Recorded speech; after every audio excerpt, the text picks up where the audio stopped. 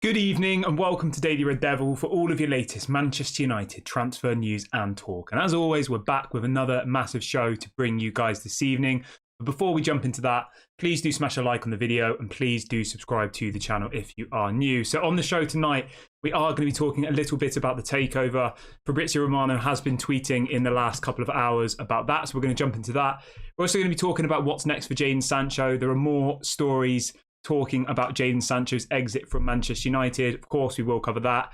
We'll also talk and give you a bit of an update on the injury situation. We'll provide an update ahead of the game against Bayern Munich on Wednesday. A couple of other bits to get into as well. As always, do get involved in the live chat and the comments section. Let me know how you're feeling about everything we discuss on today's show, as I do look forward to seeing what you guys have to say. So let's start off with the Jadon Sancho situation then. So there's a story coming out from a couple of different journalists over in Spain this afternoon, and they're reporting that Jadon Sancho could now join Barcelona on loan in January as he continues to be frozen out of the Manchester United first team. Now, this isn't the first time that we've heard this story about Jadon Sancho going over to Barcelona. It's been reported a couple of times in the last week, and again by two different journalists today, this afternoon, over in Spain. Now, I don't really see how we can make this deal happen, because would they pay all of his wages?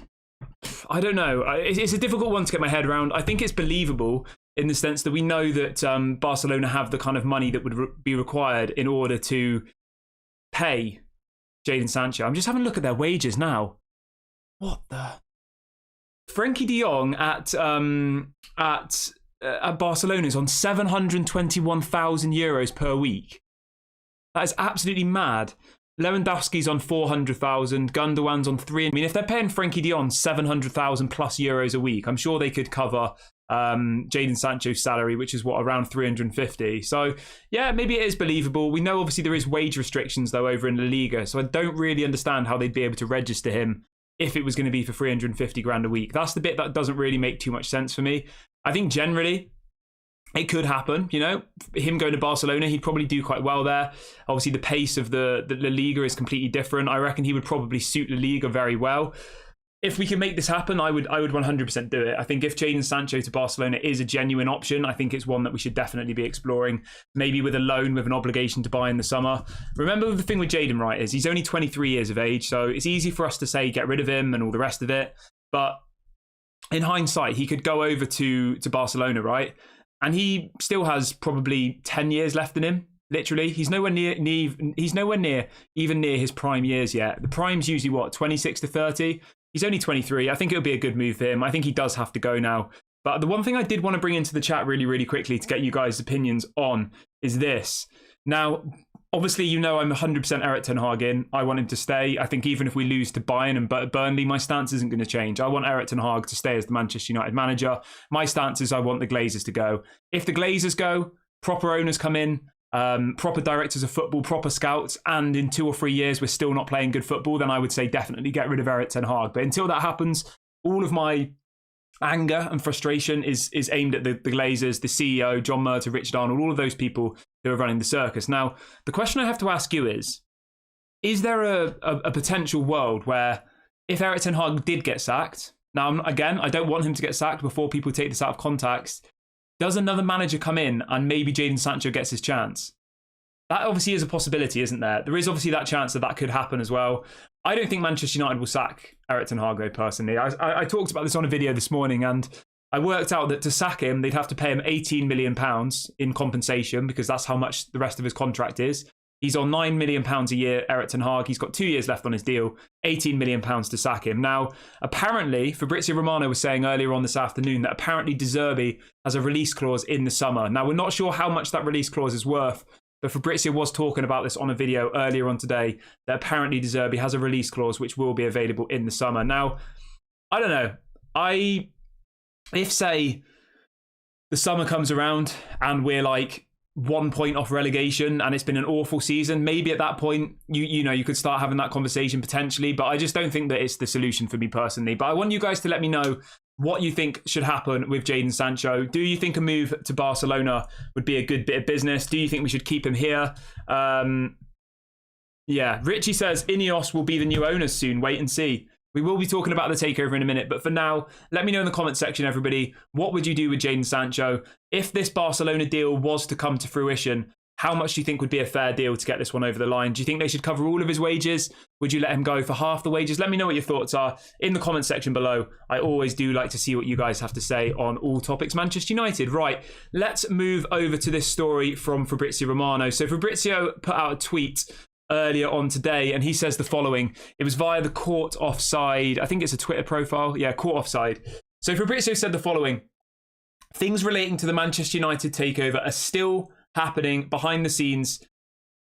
All of the parties involved prefer to keep the specifics a secret. Now, I know a lot of you really, really like Fabrizio, me included. I think he's probably one of the best journalists in the sports kind of world at the moment. He has been for the last 2 or 3 years. And I know a lot of you, when Fabrizio speaks, they listen. And you know what? I completely agree. I think he's the best journalist at the moment, Fabrizio Romano. And him to come out saying that from his information, things are happening in relation to the takeover behind the scenes. Things are ongoing, but the bidders are keeping it a secret at the moment, which sounds believable, because the thing you always have to remember is that they've signed a non-disclosure agreement, okay? Which means that legally they can't speak out in public about the specifics of the deal.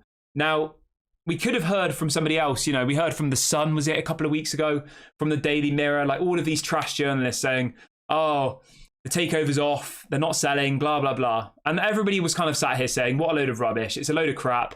Nothing's changed. And it is positive that we are getting these stories coming out from credible journalists like Fabrizio saying that exactly that things are happening behind the scenes relating to the takeover, but the individuals involved are not willing to share that information, which obviously means stuff is happening. Now, we had somebody in the chat earlier on in the show saying, I think it was Richie saying, that he thinks that Ineos are going to take over.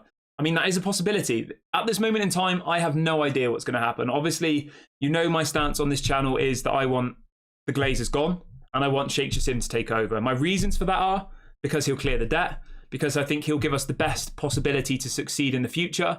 Yes, there's all of the issues that people will bring up, the human rights things. I get all of that. On the flip side to Sir Jim Ratcliffe, there's the sports washing, the greenwashing, which is obviously, you know, using a sports franchise, whatever you want to call it, to, to shine a positive light on their, the damage they're doing to the earth. You know, there's all these different things that you have to flip on both sides. But for me personally, I definitely want Sheikh Jassim to take over. I don't know which way it's going to go anymore. I was almost certain that Sheikh Jassim was going to win it in the summer. I thought that it was pretty much written in the stars. But the way that it is now, you never know with the Glazers, do you? I wouldn't be surprised at all if they announced that Ineos are going to, partner up with them. I wouldn't be surprised. But let me know what you guys think. Chris says, people need to understand that the major shareholders are multi-billionaire businessmen and are extremely serious about suing if the Glazers sell to Ineos at the current deal. Yes, that's a very, very good point. And that's something that we haven't spoken about on this channel for a very, very long time. Obviously, in the summer, there was this story going around from pretty much all of the big journalists saying that apparently the 31% shareholders of Manchester United, because remember, the Glazers only own 69% of Manchester United. The other 31% is owned by minority investments. So it will be hedge funds, USA banking groups, things like that. They own the 31% of Manchester United, and they are apparently ready to sue the Glazers and Sir Jim Ratcliffe if they did sell to Ineos. So there are, flips on both sides. I do still hope that Sheikh Jassim wins, but we'll have to wait and see. Let's see what everybody is saying in the comments section. Richie says De Zerbi has a release clause of 15 million. Okay, cool. I didn't know that. Alan says if Ineos are in, Glazers will stay. Yeah, well, we know that. We know that Ineos' bid was to keep the Glazers in. It was to buy 50% of the club, to leave the Glazers with 19%, and then to leave 31% on the New York Stock Exchange. That was Ineos' bid. It was always to have the Glazers involved, and we know that. Richie says Sheikh Jassim is worth 2 billion. Jim Ratcliffe is worth 29 billion. Qatar will be state ownership. Yeah, that's a fair point. I know some people don't want state ownership. Some people are really, really against that. I do get it. Like, I do get the whole state ownership thing. It's a difficult one. It is, because we all know deep down that Sheikh Jassim is really backed. Probably, I think it was his father, the Prime Minister or something. Let me just check that. Was he the king? Let me just double check this before I say stuff that might not be true.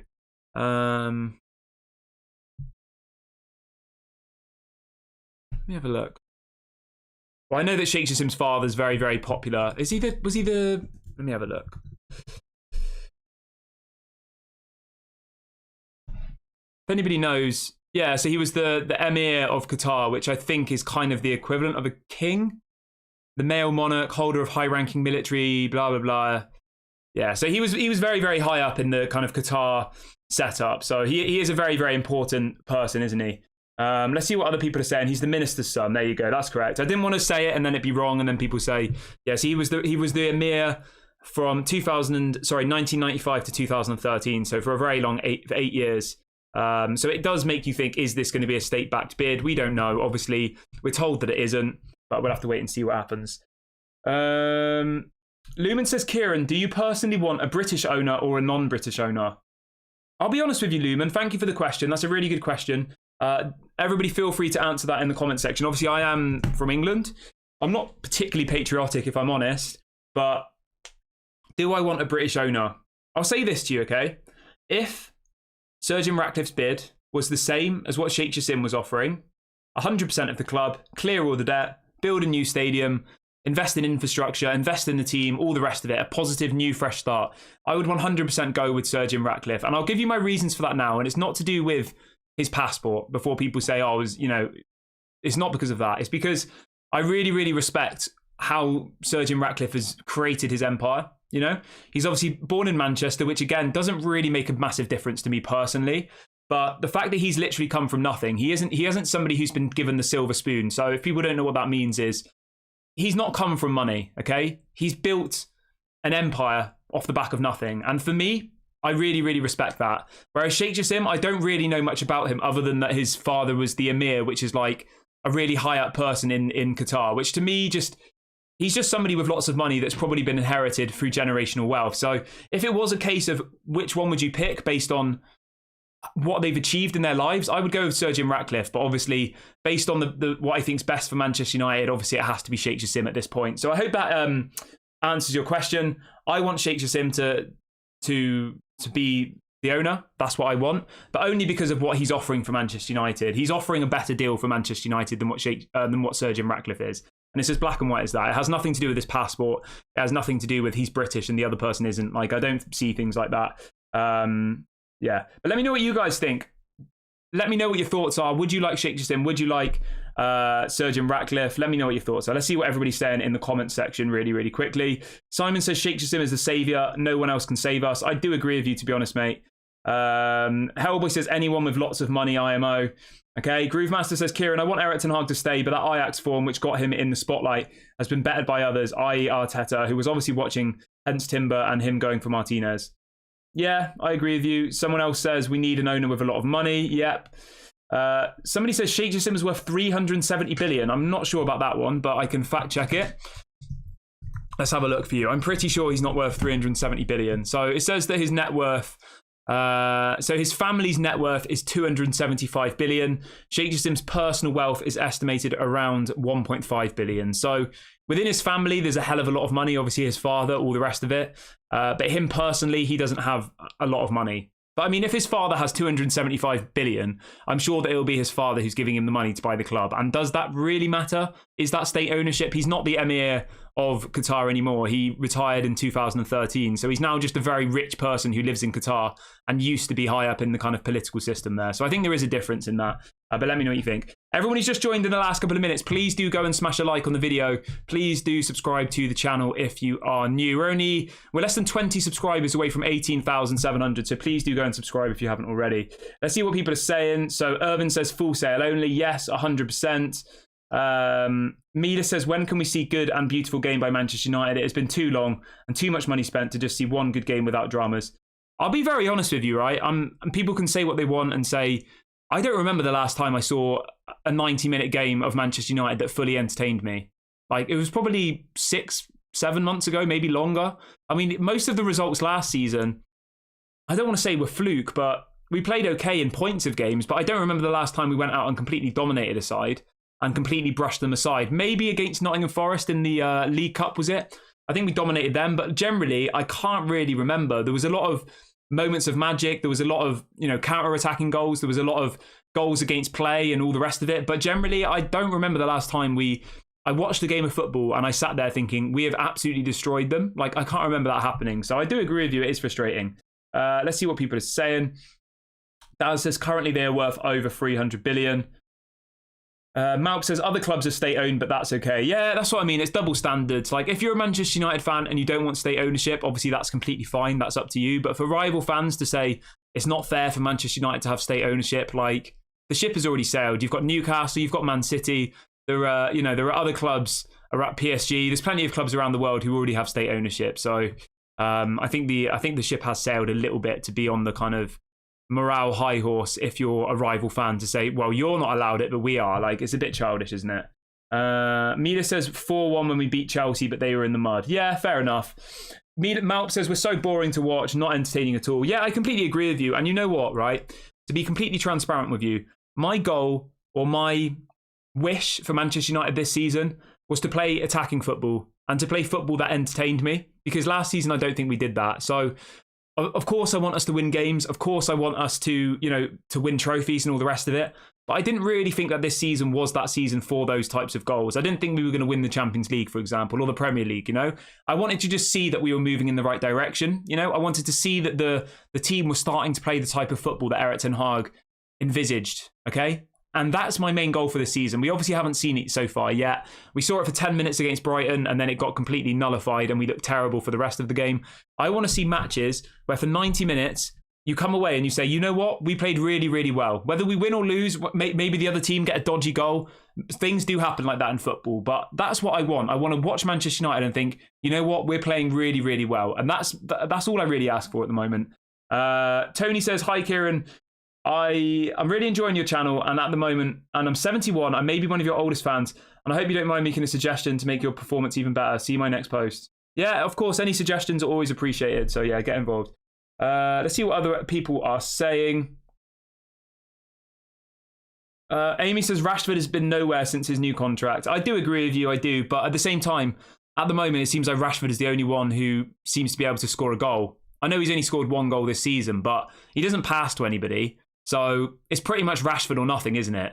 The right wing against Brighton was... I don't even remember there being a single attack down our right wing against Brighton. I don't think there was. We had about 12, 13 attacks from Rashford on the left and nothing from Bruno on the right. So I think that definitely needs to be addressed in the game against Bayern on Wednesday. Obviously, I'm really excited about that game, but we need to be really, really on it. There is one little bit of news on that Bayern match. I don't know how much of a difference it makes in the grand scheme of things. If we lose, it makes us look even worse. But apparently Thomas Tuchel has got a sideline ban. So from a game last season in the Champions League, he got sent off in the Champions League, right? So Thomas Tuchel will not be on the sideline giving orders. It will be his assistant. So no Thomas Tuchel on the sidelines. Does that give us an advantage? I mean, you'd think it would, but we'll have to wait and see what happens. Richie says, I disagree. Manchester United need to shut up shop, counter-attack, get some results and confidence back. Yeah, I agree with you generally, right? And I understand why Erik ten Hag did that last season, Richie, but I think I'm just saying that my goal for this season, from the beginning of the season, was to start seeing Erik ten Hag football. Whether we won games or not wasn't really my priority. Obviously, you hope to win games. I'm not saying I want to lose every match, but I just wanted to see a little bit more of what we were kind of expecting from Erik ten Hag. And we know that Erik ten Hag at Ajax wasn't playing, park the bus, counter-attacking football, was he? That isn't Erik ten Hag ball. So that's more what I meant, that from the beginning of the season, before a ball got kicked, I just wanted to hope to see, at least 5 games where we looked kind of what we were expecting from Erik ten Hag. That was my main thing. Mina says 0 crosses into the box from right wing and left wing, and our wing backs don't have attacking mentality. How can we score? You know what? That's the bit of areas where I look at the coaches and at the manager. That's where I look at the manager, because it's the manager's job to get the players on the wing to be getting the ball into the box, really, isn't it? And for whatever reason, does he tell Rashford to go out there and do whatever he wants? Possibly. Maybe he does, because if I'm the manager, right, and I've been telling Rashford to cross the ball into the box, and we saw 2 or 3 opportunities for Rashford to square it to Højlund and score an easy goal, and Rashford shoots, if I'm the manager and I've not told Rashford to do that, I'm going to be absolutely fuming. So we have to just assume that, Rashford is being told to run at them and shoot, because otherwise surely Erik ten Hag would be furious, So we have to just base it on that logic. Let's see what everyone is saying. Somebody says open heart surgery is still needed to get rid of every player that's been at the club for 4 or more years, all of them. I do agree with you, to be fair. Barman says, have you heard anything about an emergency meeting at Manchester United? No, let me know what you're thinking, mate. Yeah, I haven't heard anything about that. If anybody knows anything about this emergency meeting, let me know, and I will, of course, talk about it. Lumen says, Kieran, could you please let us know your obvious, basic, simple demands from Erik ten Hag in relation to just game management? What I would like to see from Erik ten Hag and what we saw from De Zerbi on Saturday against Brighton is, right, his ability to change the match. We saw it a couple of times last season where at half-time he made substitutions and then we went out in the second half and we won the game, right? So at half-time he would switch the wing-backs or he would do something. We haven't really seen that so much this season, right? We saw the first 20 minutes, 15 minutes against Brighton, we were really good. It was the best I've seen us all season, I would say. I said that in the live stream when we were doing the watch-along. Our first 10 to 20 minutes against Brighton was the best I've seen us all season. It was. And then for some reason, obviously De Zerbi clocks what we're doing. He changes his formation and then we're absolutely awful. We need to see Erik ten Hag able to do what De Zerbi did in that game, to be able to identify what De Zerbi has done in order to start dominating the game. And then Erik ten Hag to change something up. Is that a formation change? Is that maybe a substitution? I don't know what it is because I'm not a football manager, but De Zerbi managed to do it against us on the weekend and he ultimately won comfortably. So that's what I would ask from Erik ten Hag in game, and that's what he needs to improve on for me personally. Let's see what else you've got coming in. Yes, Marks is saying yes, there's talks of an emergency meeting apparently. I don't know what this is. I'm going to have a look on Twitter quickly, so give me 1 second. Please do smash a like on the video. Please do subscribe. There's a bit of a story coming out from Bloomberg as well about the takeover. Let's read that out really, really quickly. So there's some breaking news coming out from a Bloomberg journalist in the last couple of minutes. He says, I was told that not much will happen in the process in August and September. That is believed that the process will progress within the next few weeks. My feeling is that Sheikh Jassim will succeed in taking over the club in the end. So that's coming out from David Hellier, who is a Bloomberg journalist, literally in the last 30 seconds, obviously saying that his information was that nothing would happen in August and September, but he still does believe that Sheikh Jassim will win the club. Now, I guess that's more of an opinion piece, so I'm not going to sit here and say Sheikh Jassim's won the club. This is just one journalist saying that his information, that nothing was going to happen in the summer, but he still thinks that, you know, Sheikh Jassim is going to win. Okay, that's fine. Irvin says, what is the emergency meeting about? Have the club only just realised we're in 13th place? Yeah, I'm not sure. Let me have a look if I can find anything about this emergency meeting. If there's anybody else in the chat who knows anything about it, do let me know. I haven't heard anything about it, and I literally spend most of my day on Twitter, so... No, I mean, the last emergency meeting talk I can see was in the last, if you type in emergency meeting Manchester United, right, the last time an emergency meeting was mentioned was in November the 20th, 2021, and it says Manchester United have called an emergency board meeting to discuss Ole Gunnar Solskjaer's dismissal as manager. So that was the last time an emergency meeting was mentioned. I can't see anything about this emergency meeting, so yeah, let me know. Let's see what else everyone else is saying. Jihan says Erik ten Hag has been brilliant in game management. However, recently he looks a little bit lost. I still trust him to get things right long term. Qatar are the only ones able to buy United, so I am not concerned. Yeah, fair enough. Simon says it's regarding bringing Maguire back into the team. I mean, if that happens, you know what though, right? Obviously, let's just move over to something else quickly. Obviously, Wan-Bissaka is injured. Okay, he's out for 2 months apparently. That's what the Athletic are saying. So we're one injury away from Lisandro Martinez or Varane having to play on the wing and then Maguire being the centre-back. That will happen before the end of the season. Malk says, is Erik ten Hag getting the sack? I don't think so, mate. I don't think so. Let's see what else everyone else is saying.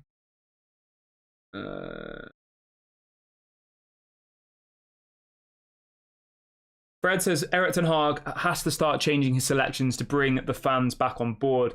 I do agree with that, to be honest. I think like Bruno Fernandes on the right wing is completely wasted. I want to see Pellistri get some game time. I don't see Pellistri starting against Bayern, personally. I mean, it's a possibility, but I would be very, very surprised if he does. But let me know whether you would start Pellistri against Bayern on Wednesday. Also, let me know what your score predictions are for that game, because I'm quite concerned about it. Obviously, Bayern Munich are a very, very difficult side. Yeah, I don't know. I would honestly, I would love it if we go to Bayern, to the Allianz Arena, and get a result. It would literally change. I think it could change our season. I really, really do, but I'm not sure. Let's see what else people are saying. Do get your questions in as well. If you've got a question, put it in the live chat and I will read out a couple before the end of the show. Right, let's carry on with our other planned topics for the video today. The one thing I want you guys to remember, right, with Erik ten Hag when he's getting slandered is, when you look at our injury list, okay, I'm not trying to make excuses. I'm just trying to give you the facts and you can decide whether it's a valid point or not. So our injury list at the moment: Malacia, Ahmad, Kobe Mainoo, Tom Heaton, Mason Mount, Luke Shaw, Rafael Varane and Aaron Wan-Bissaka and Amrabat. So we've got, I think it's 11 players out injured, plus obviously Anthony suspended, plus Jadon Sancho's not playing. So we've got 13 players from the first kind of team squad or around the first team squad who are currently not available. I mean, that is absolutely crazy, isn't it? Let's see what people are saying. Yeah, Richie says, emergency meeting, the only thing I can find is Ollie, old news. Yeah, I can't see anything about it. Delroy's asked about an update on Mason Mount. So we do have an update on Mason Mount for you. So Fabrizio Romano, not Fabrizio, sorry. Erik ten Hag was talking last night. It was an embargoed press conference that came out yesterday. And he has confirmed that both Rafael Varane and Mason Mount will be available this week. Now, we don't know whether that will be for the game against Bayern or if it will be for the game against Burnley on Saturday. You know what? I'm looking forward to seeing Mason Mount now. I think we need him. I think all of our attacking players have been poor. Obviously, Rasmus Højlund didn't even really get any opportunities. He had one chance, he scored, and then it was disallowed on the weekend. So we desperately need people to be on the pitch and actually giving him opportunities. Let's see what else is on. Mof says, did the Arsenal doctor start working at Man United or not yet? Because he is the one we need the most right now. So yes, we did just get a new doctor. He started on Monday, which is today. So it'll be his first day today. Hopefully he comes in and and sorts some stuff out. Lumen says, Kieran, how charged up will Kane be to face us? I mean, I think he'll be very, very, motivated, Harry Kane, to play Manchester United. It was the club that he probably should have come to. Manchester United didn't get it over the line. So yeah, I think he will be motivated. But I think he's always motivated, really, isn't he, Harry Kane? Irvin says, question 1, do you follow other channels? Question 2, before you started your channel, which channels did you watch?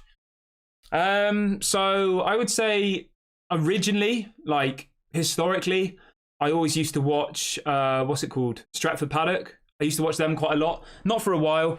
I like Stephen Howson's channel. I like the stuff he talks about. I think his videos are always short. They're very insightful. He's clearly very knowledgeable. I really like his channel. Who else do I like? I'm trying to think who else I watch. I always watch Ben Foster's thing. I can't remember what it's called. The Football Fill-In. I watch that every week. I like that. What else do I watch? I watch all sorts of stuff. I don't just watch football stuff. I'm into fitness things. I'm into like gym stuff. I like all different types of things. So my content isn't just football that I watch on YouTube, but main ones I'd watch on YouTube. Not so much now because obviously we have this community, but before, yeah, I used to like the Stretford Paddock stuff. I still, obviously like the stuff they do. What else do I watch? And obviously, yeah, Stephen Howson. I liked his videos. And I quite like all of the analysis type ones as well. I find all that quite interesting. But yeah, let me know in the comment section who your favorites are. Yeah. Somebody says, do you watch the United Stand? I have done before, yeah, in the past. Not so much recently. As I said, since I've started this channel, I don't really watch that many other fan channels as much, really. Yeah, I quite like watching Stephen Howson's ones, though, because he's very, to the point. He's very good at his analysis. He's very, he knows a lot about football. Obviously, he manages a team and stuff, doesn't he? I think, is it Stretford Paddock FC or something? I used to watch United Stand when they had on, I can't remember the guy's name. It was a Welsh guy, and I thought he was good. I think he was a DJ or something. And they also had on when Flex was on there. I remember watching it back then. Yeah, but other than that, I don't really watch it too much now. I think obviously we have this community. I speak to you guys 2 or 3 times a day. If I watched anything else as well, I think my whole life would just be completely drained by Manchester United. Simon says MUFC realist. MUFC realist. Yeah, I've watched him as well. Actually, he's really good. I like him. And somebody says Alex Talks Football. Yeah, Alex Talks Football is cool as well. Yeah. But yeah, let me know who you guys watch. To be honest with you, I will say this though, right?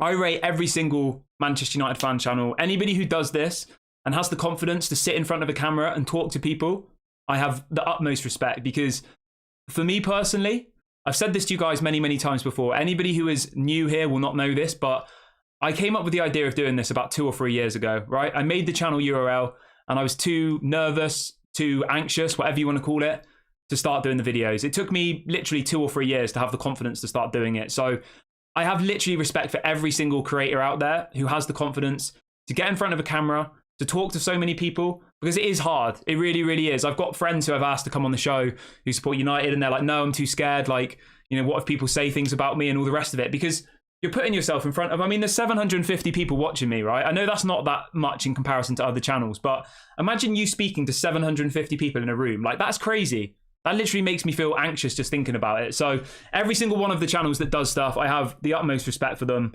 I think everybody works really, really hard in this industry. So big ups to all of them. Let's see what people say.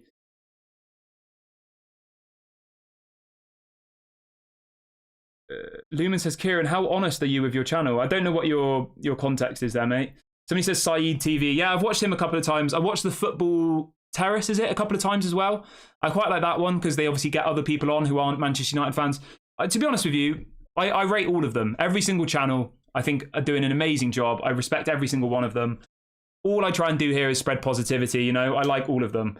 Yeah, and I think everybody offers something different. Everybody has their own vibe, their own atmosphere. They have their own audience. They have their own way of doing things.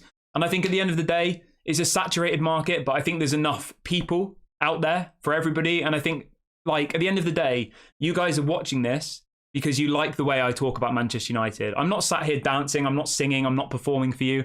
You know, I'm not like, you're not watching me because you find me visually appealing, or, you know what I mean? You're watching because you like what I say about football. And I think that everybody offers a different take, and it's very difficult to, you know, to put people in the same pigeonhole.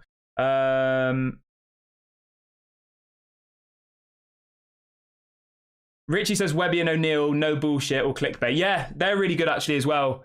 I really, really like them as well. Webby and O'Neill, thank you for reminding me of them. They're quality. They're like, they just talk, and it's just like having a conversation, and I like that. I like that a lot about that channel. It's very unscripted. It's literally just them saying what they think about football. And as I said, right, I respect every single one of them. I'm not going to sit here and say, I don't like that one, I don't like this one. I think they're all good. I think they're all different. And I respect every single person in this sphere who does this. And I genuinely never thought that I would even have 100 people watching me talk about football, to be honest. So big ups to every single one of them. Every single one of you guys who watches this. Eddie says, I know you watch the United Stand heavily.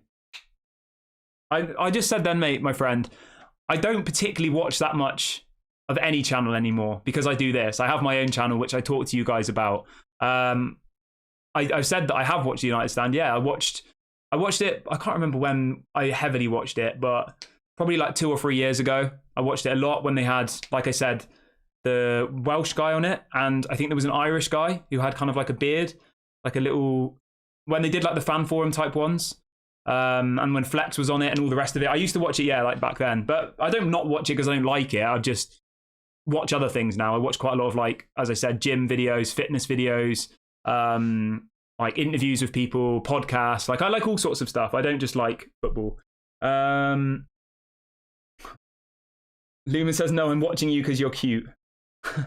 Well, thank you. I have had some strange comments from some people in the past, but I do hope that most of you watch because you like what I talk about.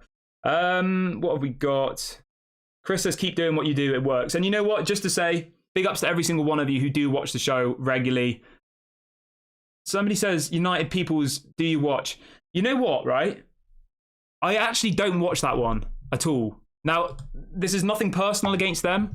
Like, I've seen it pop up a couple of times, but it's not one that I've ever watched really in the past. I think it's called United People's TV, is it? I mean, they've got loads of followers. They've got like 400,000 followers, but I've never really watched that one. I don't know why. Oh, I'm just literally clicked on his page then just to get it up. Yeah, I don't really watch that one. I don't. I'm not sure why. Eddie says, how about the United View with Flex? Yeah, I really rate that one as well. I do. I think United View's good. I think obviously Alex Talks Football. She's like works like tirelessly on it. Obviously the United stand is absolutely mad. Like to think what they've achieved, to have 2 million followers, to have their own studio, to have like all of that stuff is unbelievable. So fair play to them. Obviously Stretford Paddock's been doing it since like, I remember watching all of their fan cams when it was called something, what was it called? Full-Time Devils. Like it's crazy, honestly. So big ups to every single one of them. Obviously Rio's 5 thing is cool. I like it all. I'm just a positive person, you know. I'm not out here to cause beef with people. I think everybody is doing grafting hard. I don't look at people differently because they're like, oh, you're from Manchester or not from Manchester. Like, yeah, everybody loves Manchester United. Everybody's here because you want to talk about Manchester United. Lumen says, Kieran, would you consider selling your channel if a good offer came in? I don't think so, to be honest. I mean, I enjoy doing this. I do this for fun, really. Like, this isn't my job, you know? Like, when I started doing this, it was literally, well, it still is for fun. I could just put it this way, right? Just to give you guys a bit of clarity. I could stop doing this now and it wouldn't make any difference, really, like financially. I don't do this for money. I do this because I enjoy it. I do this because I love Manchester United. That's the only reason I do this. I do this because I love speaking to you. And that's pretty much the only reason I do it. But yeah, we've gone off on a bit of a tangent here. Obviously, I'd kind of gone through all of the other news that that I had planned to talk about. So I was happy to talk about this for a little bit because I know people always ask, blah, blah, blah. And somebody just asked what the background's about as well. So the background is an IKEA shelf. And then it's got all sorts of different things that hold sentimental value to me. So, for example, plants. Me and my partner run a plant shop together. So this is outside of the YouTube world. We run a plant shop together, so hence the plants. All of these here, these are all records. So for anybody who doesn't know what I do outside of, somebody's asking what's your day job, I run a record label. So these are all vinyl records. All vinyl records. And then like all of these other things are like, they're called Kid Robot. They're little like toys. Some people might think that they're kind of lame, but I collect them. They're like little toys. Yes, it's all like, they do like ones of like The Simpsons and stuff. Yeah, so that's my background. Literally all just stuff that was in my house. Not really very planned. But I'm going to wrap the video up here, guys, unless there's any other questions people want me to ask. Somebody says, what's your day job? So my day job is I run a record label, music record label. I run events. I run festivals. Yeah, that's what I do. I do music. I'm in the creative industry. Lumen says, are you going to do the Champions League watch along? Yes, I will be doing a watch along for the Champions League. Let's see what else everybody's saying before we wrap up the video. Somebody's asking for the updates. We've given all the updates. Somebody asked about channels, and then I've been getting loads of questions. And as always, I do try and read out your questions without, encouraging super chats because, yeah. Somebody says, is that a money plant behind you? No, that one's... No, it's not. It's not. Somebody says you're Bristol Simon Cowell. Yeah, I am from Bristol, yeah. Sim says, how many times have you been to Old Trafford? So the first time I ever went to Old Trafford was... I think I was maybe like 7 or 8. My uncle lives up that way. My mum's from up that way. My mum moved to Bristol when she was, I think, 18, 19. But yeah, my mum's side of the family are all from up that way. My uncle used to take me to Manchester United quite regularly when I was young. And then since I've been an adult, last season I went maybe like 10 times. The season before that I went 10 times.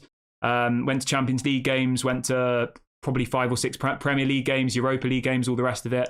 Obviously, I'd go up from Bristol, stay the night in a hotel, all the rest of it. But yeah, so I don't know how many times I've been in my life, but in the last couple of years, on average, about 10 games a season, which is obviously not as much as someone with a season ticket. But when you consider I'm about 3 hours away on a train, it is still quite a big thing to go and do.